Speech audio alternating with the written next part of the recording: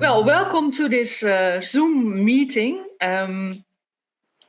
We talk in English because we are here to talk about the English publication, the English edition, and the book is called Girl Out of Place. I show it here, Girl Out of Place, recently published by N0RA Books. So that's the opening of this meeting. And then we are going to ask you, we prepared a few questions. Nora, I was wondering, just as a starter, how did it feel for you to have your life story fictionalized by Syl and to have this book written? This is the Dutch version, and to have it published as a book for young adults. What does it mean for you? Oh, it was very interesting to start with that somebody wanted to write about it.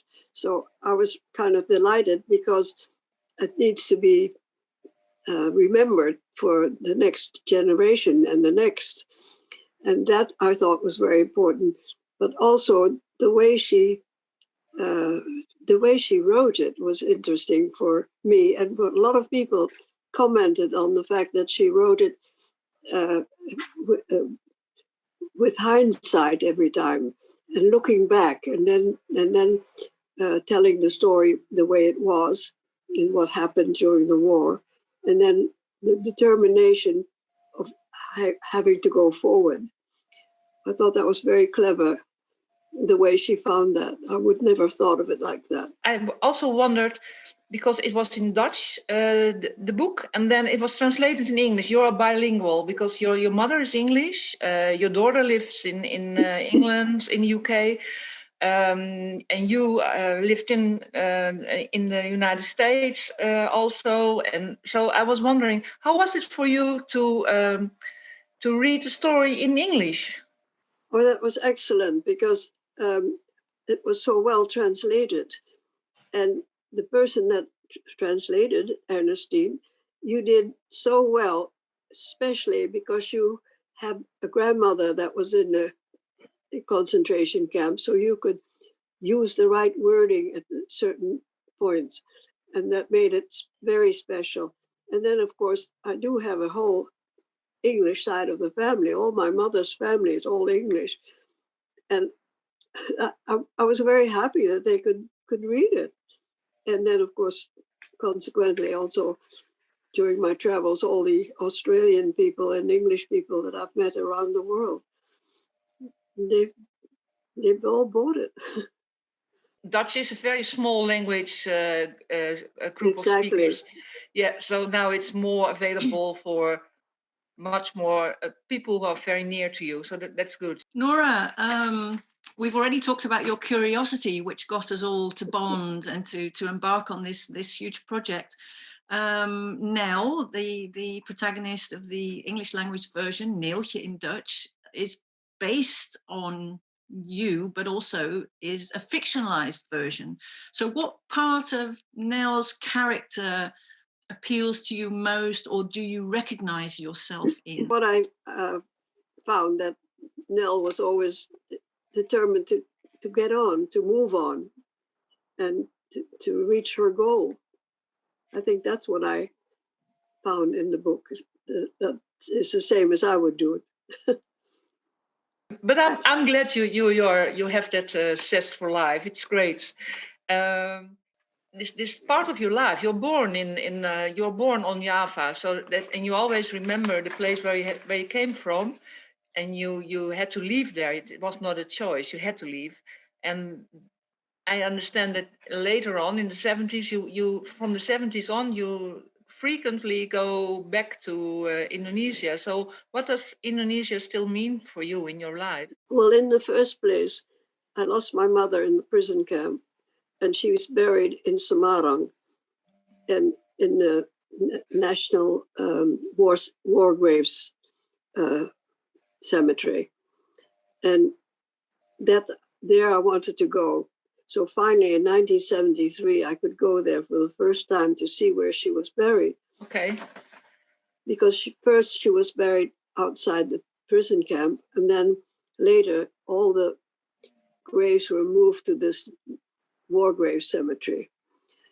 so therefore, that was the reason I wanted to go back. And then eventually, when I was older and I was retired from working, I was able to go more often.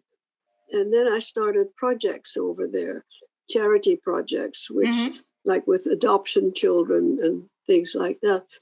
And you know a lot of people there still in Of Indonesia. course, yes, of course. Well, you know, I'm always asking questions. So That's true. That's true. It's it was not the right question for me. I could have known that you know a lot of people there. Yeah, that's true. That's true.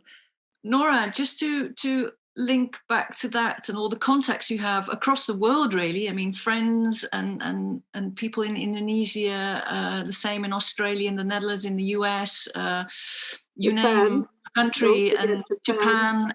Yes, and you have friends and contacts. So who would you say should read your book? Is it mostly the youngest generation you'd like to reach? Is it for everyone? Do you have an idea who you'd like to have read the story? I have been in touch with Geelong College, my old Australian boarding school, and they have written about it in their what you call it, the newsletter. Yeah.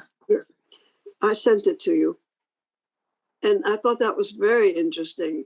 And so I wrote to them and I said, how about using it for history purposes and sending it to the schools?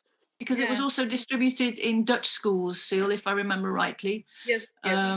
Yes. The thing I like is that, Syl, you've written it as a young adult book, but I think it appeals to all ages. Certainly I've given it to read to people of all ages, and everyone's enjoyed it. So it's a story that you need to keep telling. And and also people who are not easy readers, they say it's easy to read. So so that's good. But I think that's because the person based on Nora in the book, it's universal, don't you think, Nora? It's universal, but on the age for a young adult when you are 15, it's not only universal. It's your one and only thing. Who am I? Who's going to love me? And what am I going to do in my life? So, but that's also if I stop working in 2 years' time, I have the same questions. Who am I without my work? So on all different stages in your life, these questions appear because they are universal. When I met Ernestine and she came to my house to visit, at the end of the interview that she had with me about her book, I then gave her your book. To be polite, she took the book with her, and when about 2 or 3 days later, she rang me and she said, "It reads like a train, and I want to translate it for you." I was so delighted. And now it's there, you see, Girl Out of Place, translated by Ernestine.